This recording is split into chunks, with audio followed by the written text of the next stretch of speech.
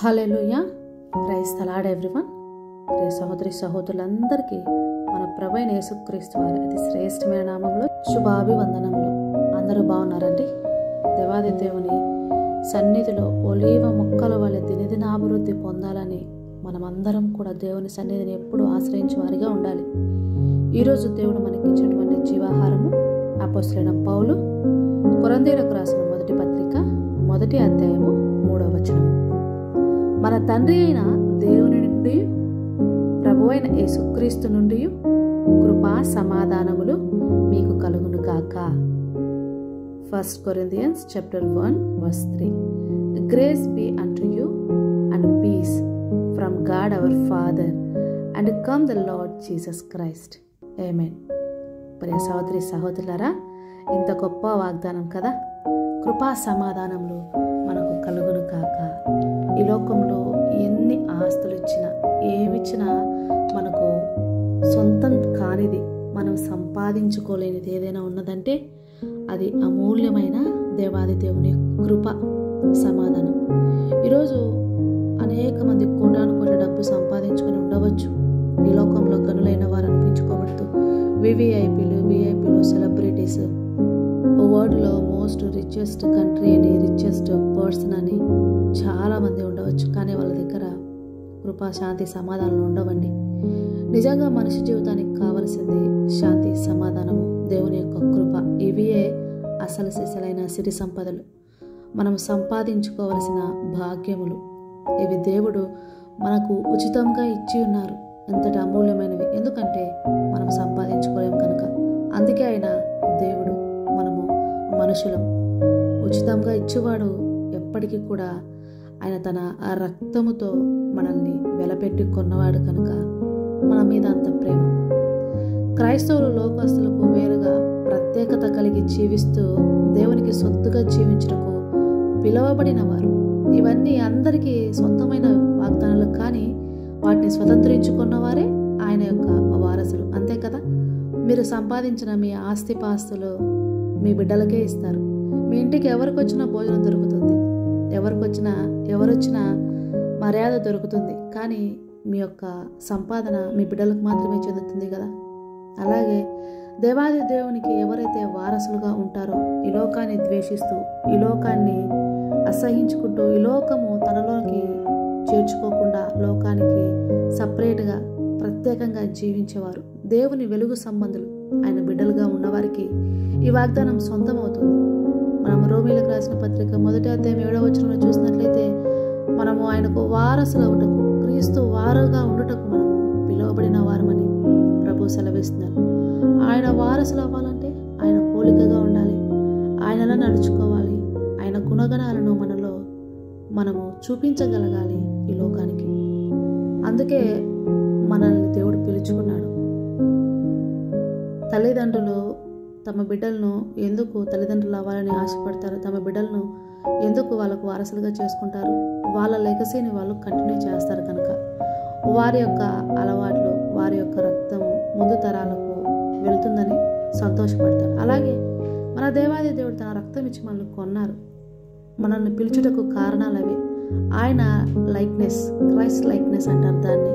ఆయన గుణగణాలను మనం ప్రతిబింబింపచేయాలని ప్రభు యొక్క ఆశ. మనలో ఆయన కోరుకున్న మొదటి క్వాలిటీ అది.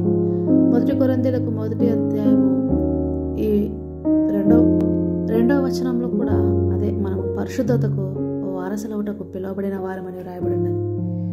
పరిశుద్ధుడు మన దేవుడు, సమీపించాలని తేజస్సులో నివసించేవారు కనుక ఆయన పరిశుద్ధత మనలో కూడా లేకపోతే ఆయన మనము చూడలేం. యెషయా ప్రవక్తలందరిలో పెద్దవాడు. దేవాది దేవుని రాకడ గురించి, పుట్టుక గురించి ఈ లోకంలో అనేక ప్రవచనాలు అందరికంటే ముందుగా మనకు ముందు తరాల వాళ్ళకి ఇచ్చిన వారు. అయినా కూడా దేవాది దేవుని దర్శనంలో చూసిన తర్వాత, అయ్యో నేను పాపిని, పాపపు జనాంగం మధ్య నివసిస్తున్నవాడనని రొమ్ము కొట్టుకొని ఏడ్చాడండి. ఎందుకంటే మనిషి ఎంత పరిశుద్ధంగా జీవించినప్పటికీ దేవాది దేవుని పరిశుద్ధతకు సాటి రావు, ఆయన్ని సమీపించలేము. అందుకే ఎల్లప్పుడూ మనల్ని మనము ఆయన రక్తంలో శుద్ధి చేసుకుంటూ ఉండాలి, శాంటిఫికేషన్ చేసుకుంటూ ఉండాలి. శుద్ధీకరణ ఒక రోజుతో ఆగకూడదు. బాప్తిసం తీసుకున్న మొదటి రోజుతో ఆగకూడదు. ప్రతిరోజు రెన్యూ చేయబడుతూ ఉండాలి, మనం దేవునిలోకి మార్చబడుతూ ఉండాలి. మూడవదిగా మనము ఆయన రాజ్య వారసులు అవ్వడానికి ఆయన మనల్ని పిలుచుకున్నాడు, రక్షించుకున్నాడు. హెబ్రీలకు 9:15 ప్రకారం. సహోదరి సహోదరులారా, ఈ 3 అంటే వారసులు అవటకు పిలువబడినాము, పరిశుద్ధులుగా ఉండటకు పిలువబడినాము, ఆయన రాజ్యంలోకి వారసులు అవటకు మనము పిలువబడినాము. కనుక మనం తండ్రి అయిన దేవుడి నుండి, ప్రభు అయిన యేసుక్రీస్తు నుండి కృపా సమాధానంలో మనకు కలగాలంటే మనము ఈ 3 విధాలుగా మనము మన యొక్క జీవితాన్ని మలుచుకోవాలి, దేవునికి మనము అప్పచెప్పుకోవాలి. ఆయన చిత్తంలో మన జీవితాలను లీడ్ చేసుకోవడానికి ప్రభు పాదసన్నిధిలో మనల్ని మనం సమర్పించుకోవాలి. అందుకే ప్రియ సహోదరి సహోదరులారా, ప్రభువారు నిన్ను కాచి కాపాడడంలోను, నిన్ను పోషించడంలోను, నిన్ను పరిశుద్ధపరచడంలోను, ఆయన నిన్ను రక్షించుకొని ఆయన రాజ్యముకు నిన్ను 2వ రాకడలో కొనిపో వరకు ప్రభువు నమ్మదగిన వాడు.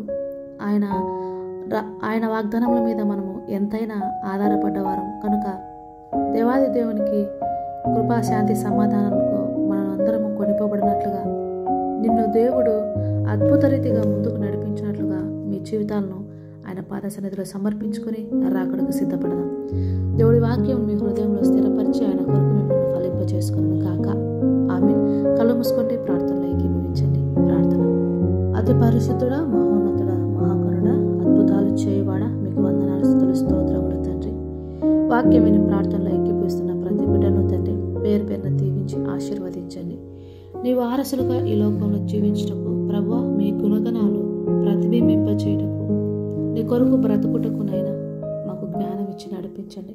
ప్రతిరోజు పరిశుద్ధతలో ప్రభువా మమ్మల్ని మేము మెరుగుపరుచుకున్నటకు, మీ పోలికగా మార్చబడటకు మాకు మీ కృపలో మరింత జ్ఞానం ఇచ్చి మీ సన్నిధిని మరింత సమయం గడుపుటకు మా జీవితాలను మేము మలుచుకునే భాగ్యాన్ని మాకు దయచేయండి. పరిశుద్ధాత్ముడా, మీరు మాలో ఉండి అటు జ్ఞానం దయచేస్తూ మమ్మల్ని మలచండి ప్రభు.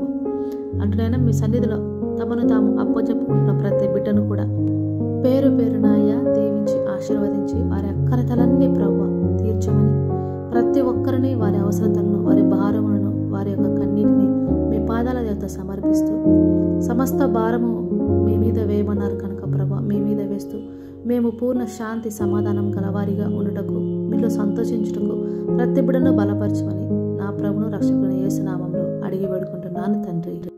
Amen, amen, amen. God bless you. Have a wonderful day, and don't forget to subscribe, like and share the message for your loved ones and family members.